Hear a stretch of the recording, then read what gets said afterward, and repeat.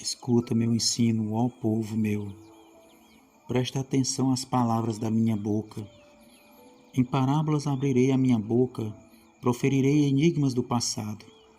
O que ouvimos e aprendemos, o que os pais nos contaram, não o ocultaremos aos filhos. Transmitiremos à geração vindoura as gloriosas realizações do Senhor, seu poder e as maravilhas dos seus feitos.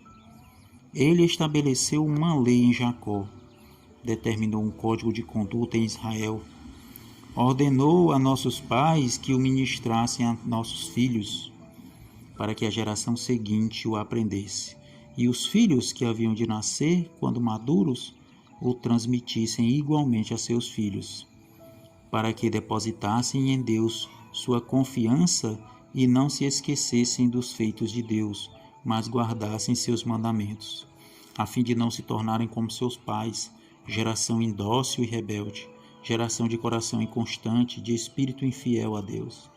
Se os filhos de Efraim, arqueiros armados, retrocederam no dia do combate, é porque, não guardando a aliança de Deus, recusaram seguir a sua lei.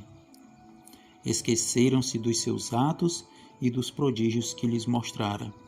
Ele realizou maravilhas diante dos seus antepassados na terra do Egito, na região de Zoan.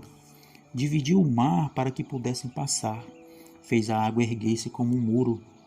Durante o dia guiava-os por meio de uma nuvem e, a noite toda, por um clarão de fogo. Fendeu as rochas de um deserto e deu-lhes água em abundância, como a que flui das profundezas. Do rochedo fez jorrar torrentes, fez correr a água como rios. Eles, porém, continuaram a pecar contra ele, rebelando-se contra o Altíssimo na estepe. Em seu coração tentaram a Deus, exigindo alimento mais apetitoso ao seu paladar. Exclamaram contra o Senhor, questionando: será Deus capaz de servir-nos à mesa no deserto? É verdade. Ele bateu na rocha e eis que brotou água e jorraram torrentes, mas poderá também fornecer pão e prover de carne seu povo?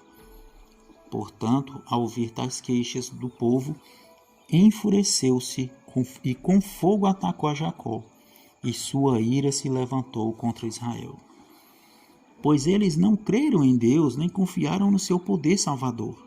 Deu ordem às nuvens do alto e abriu as comportas do céu. Fez chover maná sobre o povo para que se alimentassem. Deu-lhes trigo do céu. Cada pessoa se alimentou do pão dos anjos. Enviou-lhes comida à vontade. Mandou do céu o vento oriental e, por meio do seu poder, fez avançar o vento sul. Então fez chover carne sobre eles como grãos de areia, bandos de aves como a areia da praia. Levou-as a cair dentro do acampamento, ao redor de suas tendas. Comeram até se fartarem, e assim ele satisfez o desejo do coração deles. Contudo, antes de saciarem o apetite, quando ainda mastigavam a comida que lhes restava na boca, desencadeou-se a ira de Deus contra aquele povo, semeando a morte entre os mais valentes, abatendo os jovens de Israel. Apesar disso, continuaram pecando, não creram nos seus milagres. Por isso, ele encerrou os dias deles como um sopro, e os anos deles em repentino pavor. Sempre que Deus os castigava com morte, eles o buscavam, com fervor se voltavam de novo para ele. Recordavam que Deus era a sua rocha, que era o seu Redentor, o Deus Altíssimo. Com a boca tentavam enganá-lo, mentiam-lhe com a língua. De coração inconstante para com ele, não eram fiéis à sua aliança. Entretanto, porque era misericordioso, perdoava a culpa deles, a fim de que não fosse necessário que os destruísse. Muitas vezes reprimiu sua cólera santa e não acendeu todo o seu furor, recordando-se de que eram seres frágeis e meros mortais, brisas passageiras que não retornam. Quantas vezes se mostraram rebeldes contra ele no deserto e o entristeceram na terra solitária? Quantas vezes puseram Deus à prova, irritaram profundamente o Santo de Israel? Não se lembravam da sua mão poderosa, do dia em que os redimiu do opressor, do dia em que revelou as suas maravilhas no Egito, os seus milagres na região de Zoan, quando transformou os rios e os riachos dos egípcios em sangue, e eles não mais conseguiram beber das suas próprias águas. E mandou enxames de moscas que os molestaram e rãs que os devastaram, quando entregou suas plantações às larvas, a produção da terra aos gafanhotos, e destruiu as suas vinhas com a saraiva, e as suas figueiras bravas com a geada, quando entregou o gado deles ao granizo, os seus rebanhos aos raios, quando os atingiu com sua ira ardente, com furor, indignação e hostilidade, com muitos anjos destruidores. Abriu caminho para sua ira, não poupou da morte suas almas, mas entregou suas vidas à peste. Feriu todos os primogênitos do Egito, as primícias da virilidade nas tendas de Cã. Fez partir seu povo como um rebanho e os conduziu como ovelhas pelo deserto.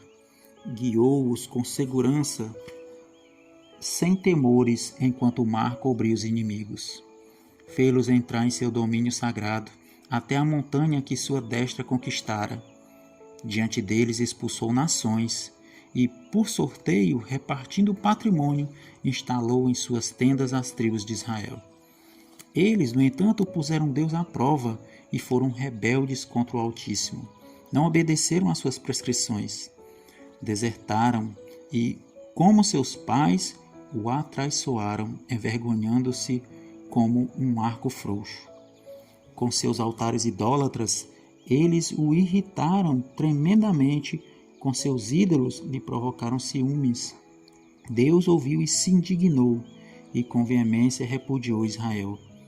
Abandonou o tabernáculo de Siló, a tenda onde fazia morada entre os homens.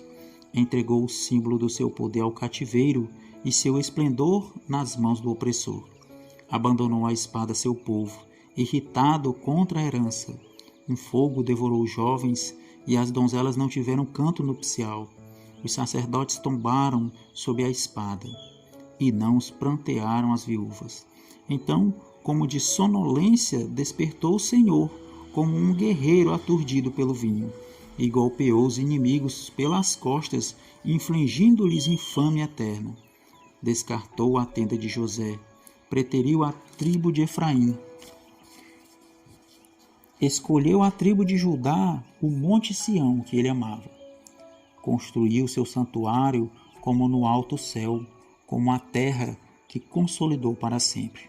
Escolheu Davi, seu servo, tirando-o dos apriscos do rebanho, do cuidado das ovelhas, seu povo Israel, sua herança. E ele os pastoreava com coração irrepreensível, e com a perícia de suas mãos os conduzia.